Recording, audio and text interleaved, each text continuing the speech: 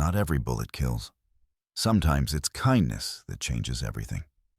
That morning, with frost still clinging to the grass and the sun barely chasing off the shadows, Clara Morgan found him a stranger, bloodied and barely breathing, collapsed near her water trough. In his hand, a crumpled map. Around his neck, a silver pendant glinting like a cold warning. She had never seen him before, but something in the way he lay there, like he'd crawled for miles just to fall at her door, made it impossible to walk away. In this part of the West, strangers usually bring trouble, especially ones bearing the marks of the Red Tree Tribe, a name spoken in hushed tones and wary glances around Clara's town. But she didn't call the sheriff. She didn't bar the door.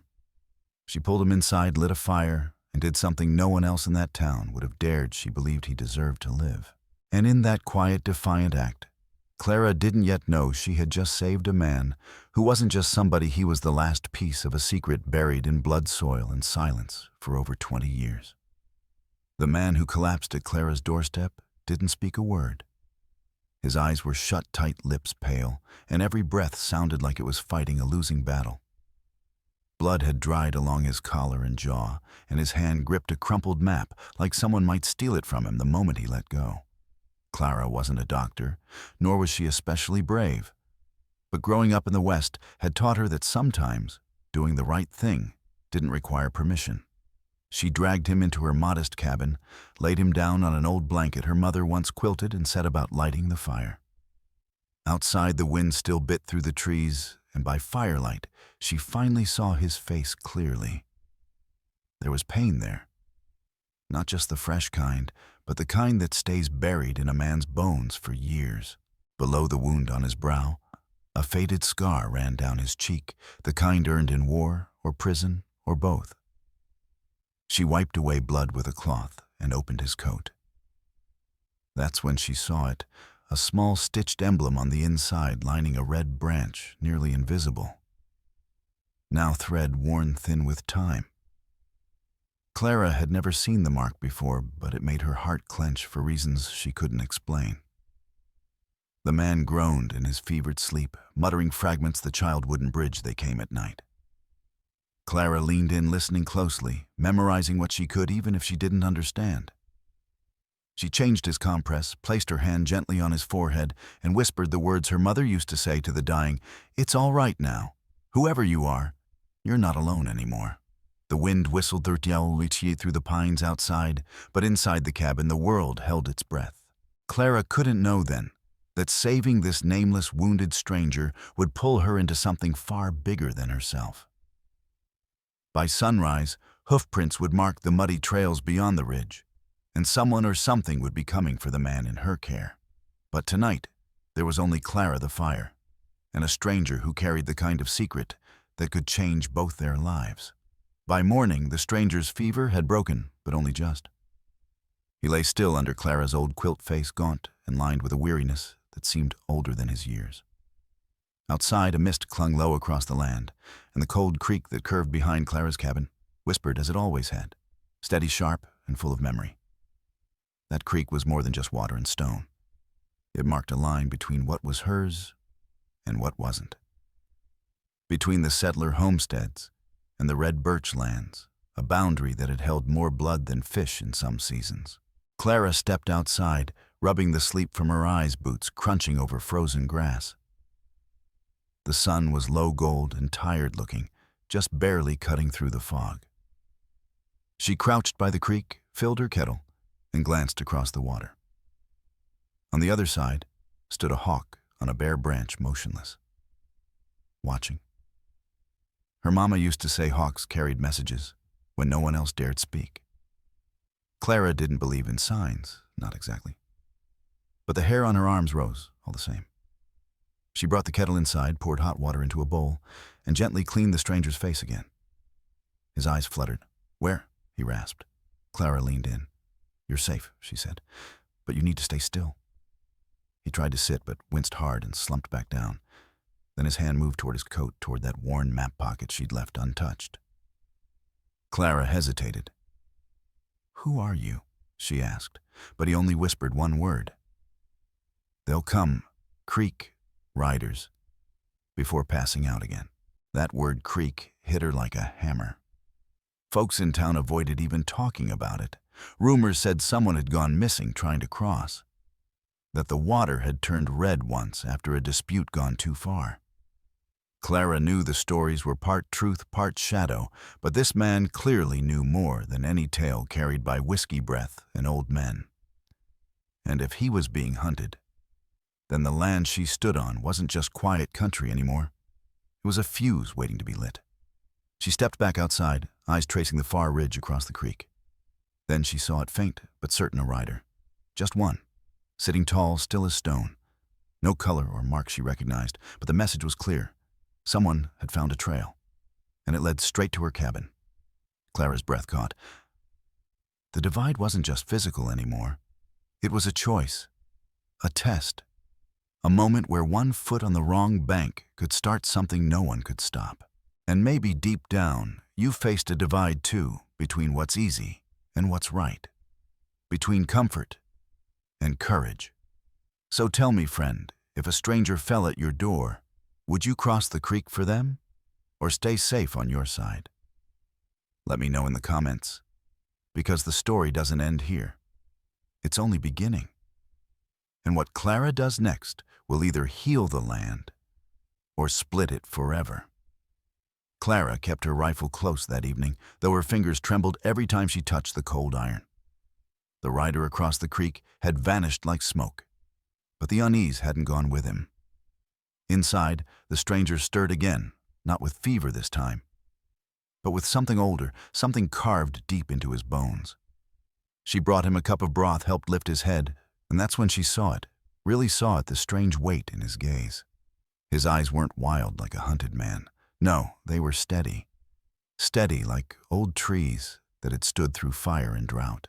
Eyes that had seen too much and couldn't forget a bit of it.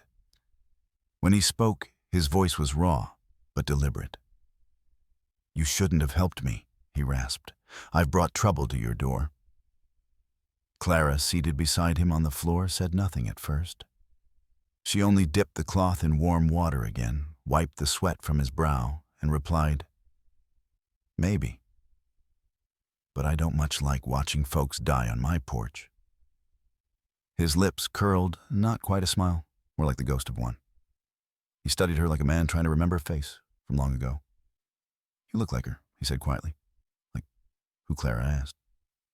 He closed his eyes for a long moment. "My daughter. She died.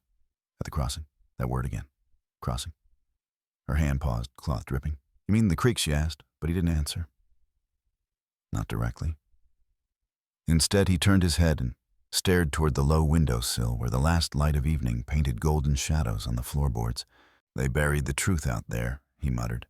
"Under ash and shallow promises. Folks think it was just land, just politics. But it was betrayal. On both sides." Clara's breath stilled.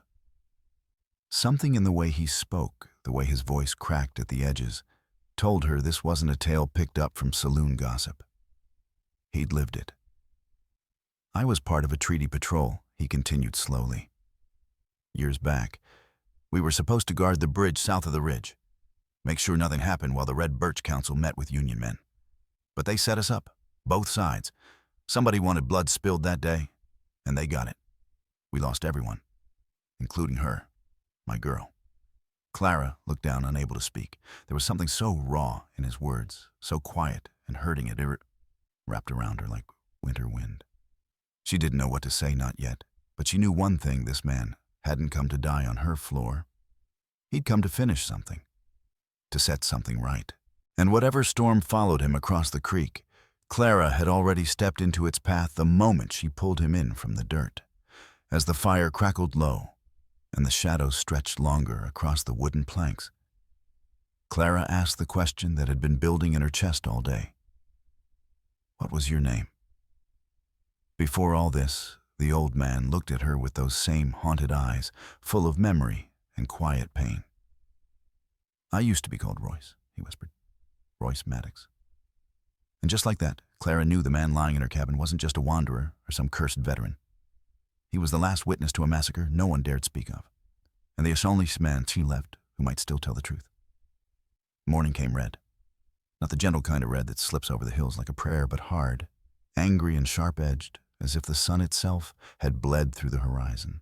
Clara stood on her porch boots, damp with dew, eyes fixed on the trail that ran along the ridge. Royce still slept inside, breath shallow, his body mending slowly. But something in her gut told her time was running short. Trouble had a way of sniffing out unfinished business, and there was too much of that buried in the dirt around here. It was near noon when the rider appeared. Not bold, not fast, just steady, a lone figure kicking up dust along the edge of the southern bluff. Clara watched through narrowed eyes, hand resting near the Winchester leaned against the doorframe. The man rode like he didn't care who saw him, which meant he was either brave or too sure no one would stop him. She recognized the coat first, long dust-stained with a strip of red cloth tied at the elbow. That wasn't fashion. That was a sign. One worn by men who used to ride with the Southern irregulars, bounty men, land scavengers, and in some corners, killers. Clara turned to find Royce sitting up against the cabin wall, pale and tired, but alert. "He's here," she said quietly. Royce didn't ask who. He didn't need to. His eyes closed for just a moment, then opened with a weariness too deep for words. "His name's Calder Barnes," he said. "Used to serve under me." Until he figured there was more money in breaking oaths than keeping them. Clara studied Royce's face, the way the lines cut deep when he spoke that name like old wounds reopening. "What's he want?" she asked. Royce exhaled slow and heavy. "Same thing they always want.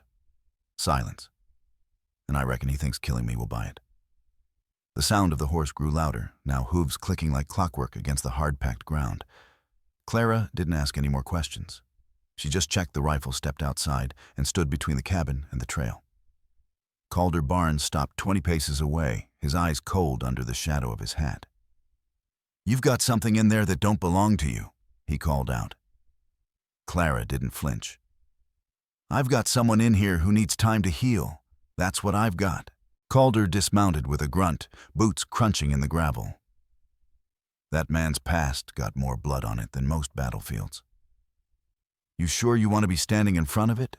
"I've seen blood," Clara replied calmly. "Doesn't scare me. What is a man who thinks no one will ever call him out for it." A silence settled thick and hot. Calder glanced at the door behind her, then back to her steady stance. "You don't know what you're inviting," he warned. "This land forgets quick, but not the kind of trouble Maddox brings." Clara's voice didn't shake. "Then I guess I'll be reminding it." And just like that, the standoff began, not with gunfire, not yet, but with two souls squaring off under a burning sky dust curling around their boots and the memory of old betrayals hanging heavy in the air. Some say blood spilled in war gets washed away by time. But out here under this sun, it dries in the dirt. And waits. Don't blink, friend, because what's about to unfold will test every ounce of resolve Clara's got, and maybe yours too. The rider left by sundown. He didn't draw steel, didn't fire a shot, just tipped his hat with a cold grin and rode back the way he came. But Clara knew better than to believe the danger had passed. Men like Calder Barnes didn't come for conversation. They came to measure resistance, to see who'd stand, who'd break, and how deep they'd have to dig before finding blood. And from the look in his eyes, Calder had seen enough to set a plan in motion. That night, Royce couldn't sleep. His breathing was ragged again, more from memories than wounds. He spoke little, but when he did, his voice held a tremor Clara hadn't heard before. "The fire's already burning," he said quietly, eyes locked on the low flame in the hearth. "It ain't just about me. Calder's riding with men paid by land agents, backed by papers forged under the governor's seal. They're clearing folks out, calling it expansion. But it's theft, dressed up like law." Clara listened, her arms folded across her chest, heart sinking. She'd heard rumors of deeds vanishing families run off their land. She just hadn't known how close the flame had crept to her own door. The town, she asked, already fearing the answer. Royce nodded. "They know. Sheriff Mayer. Hell, even Pastor Riggs. They've been taking hush coin for months, pretending the cattle drives dried up and the mines ran thin. Truth is, they sold the valley out every acre, every soul. And now they want me gone because I still carry the real survey maps, the ones that show who owns what before the ink turned crooked. Outside, the wind picked up, rustling the dried weeds that lined the cabin's edge. Clara Rose walked to the window and looked out at the lights of the distant town. They flickered like lanterns at a wake, soft-tired and unsure if they'd last the night. "Why you?" she asked, her voice barely more than a breath. Royce let out a dry, bitter chuckle. "Because I drew the lines honest when they asked me to map the land. And now those same lines are in the way of their gold." It all began to make sense, the bounty, the silence, the burned homesteads east of the ridge. This wasn't just a land dispute. It was a campaign.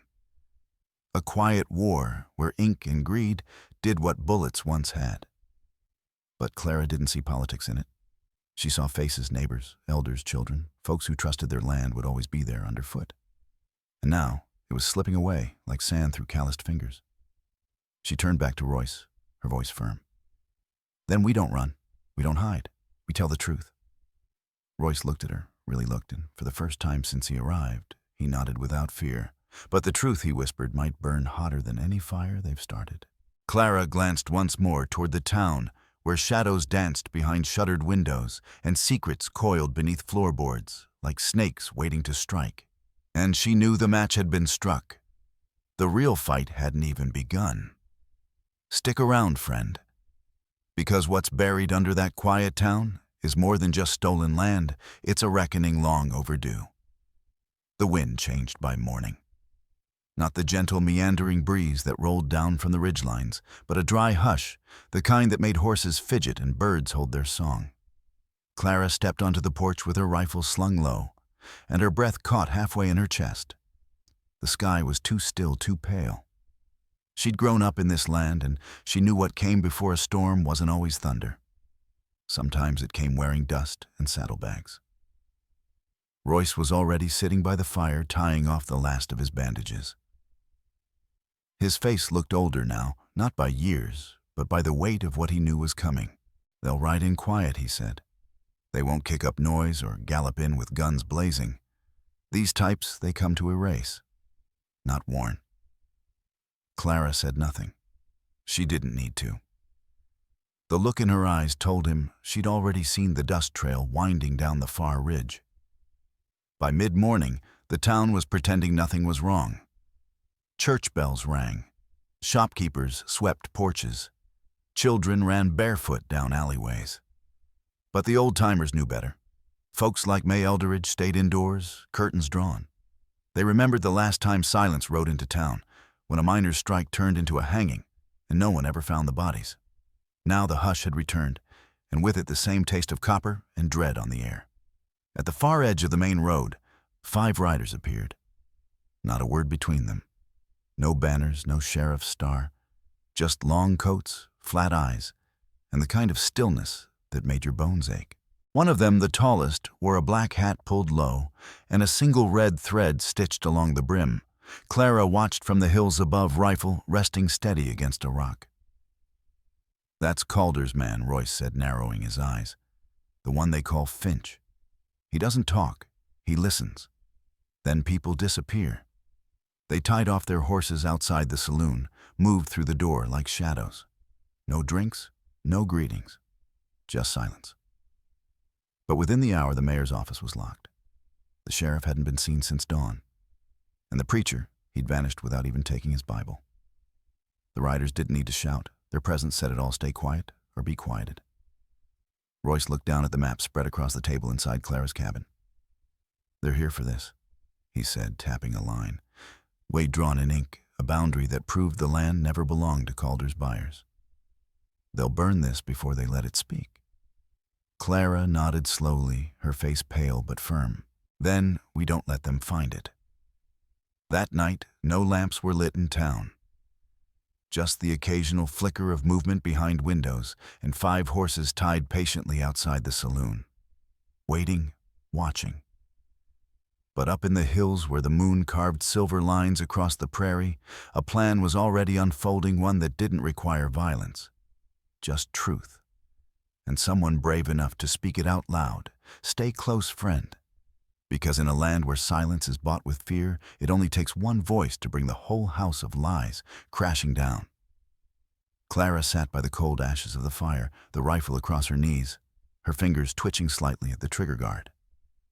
Dawn hadn't yet touched the horizon, but her thoughts had already been awake for hours.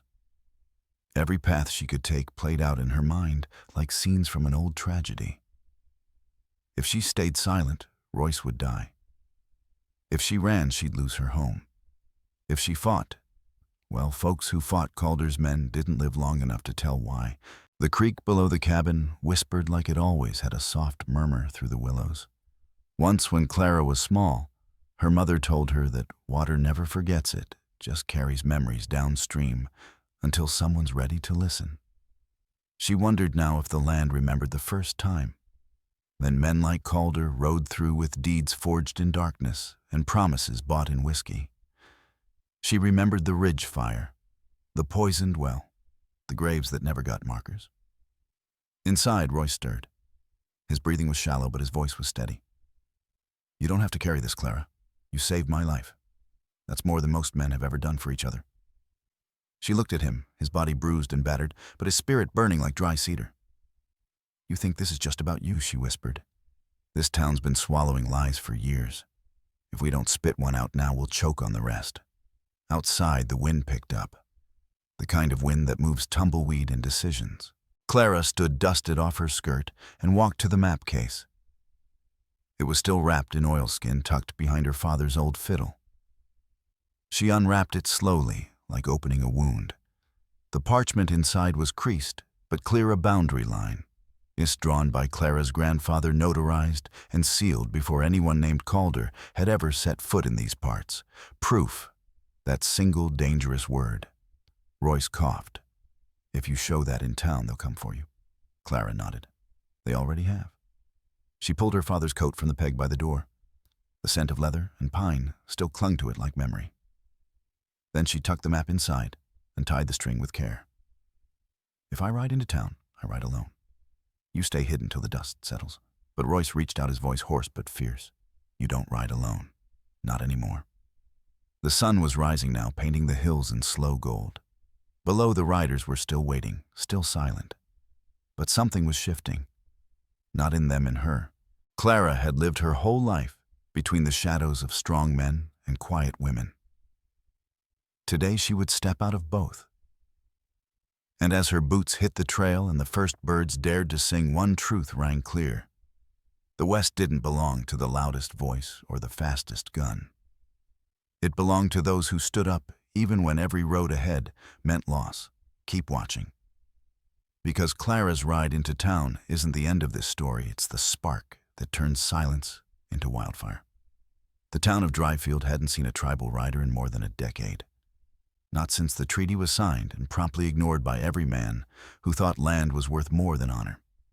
But that morning, as Clara rode down Main Street with the map case tied to her saddle horn, another rider followed her, quiet as dust and twice as old. He wore a coat the color of sandstone, and in his hair, braided with care, was a single red feather that hadn't faded a bit with time. Children stopped playing marbles. Storefront curtains shifted with cautious eyes. And even the sheriff's hand paused over his morning coffee. They all remembered that red feather they used to call him, the warrior, who once rode at the side of Chief Tahoma during the Cedar Hills siege. No one ever knew his real name. Just the silence that followed him, and the fact that wherever he went, justice came like thunder after drought. Clara dismounted at the courthouse steps. Her boots scraped wood, her heart beat like war drums. She held the map tight in her hands, but her courage came from behind, from the quiet presence of the man who'd once been feared and now returned without a word. When Sheriff Dooling met them on the steps, his face tightened. "Clara, what's this?" he asked, though the answer was plain. "I'm here to make a record," she said, lifting the map. The original line, the one Calder buried, the one the Red Ridge tribe signed in good faith. Her voice didn't shake. "You can pretend it don't matter, but the man beside me remembers it. and so does the land. Inside the courthouse, the old judge adjusted his spectacles and frowned, his hands pale and trembling. But when he saw the feather in the man's braid, his breath caught. "Red feather," he whispered. "I thought you—" He didn't finish the sentence. Some names don't vanish. They settle in the bones of a place waiting. Clara laid the map on the desk, smoothing the creases like setting a flag on sacred ground. "This town's been built on stolen promises," she said. "But today we set one thing right. We start with truth." The old warrior didn't speak. He didn't need to. His eyes met the judge's, then the sheriff's, then finally the townsfolk who'd gathered in the doorway. And in that gaze was a reckoning not of revenge, but a memory long overdue. Outside, the wind shifted. The feather stirred. And Clara knew deep in her chest that the West was watching again. Stay with us, because in the next chapter the map opens wider than anyone expected, and not every man standing in the street is ready to let the truth live. The sun was nearly at its peak when Clara stepped back out into the town square, the old map still rolled in her hands, pressed tight to her chest like a sacred scroll. Sheriff Dooling followed silent and uneasy, while Judge Atwell remained behind, sorting down through the dusty ledger books that hadn't been opened in years. But it wasn't the judge or the sheriff the people had come to see. By now the word had spread farther than smoke from a prairie fire that Red Feather had returned, and he wasn't alone. Townsfolk packed the wooden sidewalk and spilled into the street, their whispers riding the wind like loose straw. They weren't just curious. They were waiting to see what was about to change. Clara stood on the steps of the courthouse, took a breath that filled her whole chest, and unrolled the map so every soul gathered could see. This land was promised. She said, her voice steady, but heavy with the weight of generations. Promised in ink, in blood, and in trust. But it was taken not with force, but with silence. And silence is a thief that wears a friendly smile. Murmurs rippled through the crowd, some recognizing their fathers' names, some remembering stories told only in hushed tones by grandmothers who'd lived too long to be fooled. Behind Clara, us Red Feather stood like a monument carved from old stone. His hands, scarred and calloused, rested at his sides, unmoving. But his presence said what no lawman dared, that this wasn't just a matter of property lines. It was about honor, memory, and whether this town had any right calling itself decent after what it had buried. One by one, elders from the Red Ridge stepped forward, not with weapons, not with anger, but with items. Beaded necklaces, old letters, tokens of the original treaty kept safe all these years, not as weapons, but as proof. Sheriff Dooling raised a hand, the lines in his face drawn tight. "And what do you want now?" he asked, trying to keep the peace in a room where peace had long been borrowed on interest. Clara turned to him, eyes firm. "We don't want what's gone. We want the truth on record. We want the names of the men who signed and the towns that forgot. We want it known for our children and yours that someone stood up and said it out loud." A hush fell over the square. And in that moment, even the wind held still as if listening for the outcome. An old woman in the crowd stepped forward, clutching a Bible so worn the leather had cracked down its spine. "My daddy was there when they drew that line," she said. "He told me before he passed. It was wrong what they did. He begged me not to forget." Her voice shook, but she stood tall, her shadow cast long beside Clara's. "I didn't forget, and neither did Red Feather." As the church bell rang high noon, the first copy of the restored treaty was placed in the hands of the town's oldest librarian, not to hide, but to display. The truth, once buried now, stood before the people. And though some turned away, many stayed. Because deep down they knew that healing starts when you stop pretending you were never wounded. The flames that danced that night were not of destruction, but remembrance. On one side of the ridge, the settlers lit lanterns along the chapel fence, a silent nod to the truth that had come to light. On the other, the Red Ridge elders kindled their sacred fire, letting the smoke rise with prayers carried on cedar and sage. And in the valley between them stood Clara, the girl who had once watched her family fall to silence, Now standing tall between two worlds, she refused to let remain strangers. She did not speak much that evening. She didn't need to. Her presence alone was enough. The bridge built, not with stone or treaty, but with choice, with courage, and with kindness no one had expected. Red Feather stood at her side, gaze fixed on the fire's heart. His voice when he finally spoke was low and solemn. "You could have walked away," he said. "No one would have blamed you." Clara gave a quiet nod, her eyes reflecting the firelight. "But then I'd be another shadow in a town full of ghosts," she answered. The silence between them wasn't empty, it was full of understanding. She wasn't just her father's daughter anymore, nor only the girl raised in a whitewashed town that once looked the other way. She had become something more, the daughter of two fires forged in loss, but standing for justice. And both sides saw it now. By morning, the air was thick with the scent of coffee ash and pine. Folks who hadn't spoken to each other in decades passed glances, nods, and in some cases words that felt like small mending stitches. A new post was placed beside the chapel's doors, not a warning, not a law, but a marker. It read simply, "Here stood the silence. Here began the truth." Clara helped drive it into the earth herself, one hand steady on the hammer, the other wrapped in cloth still stained from the night of the confrontation.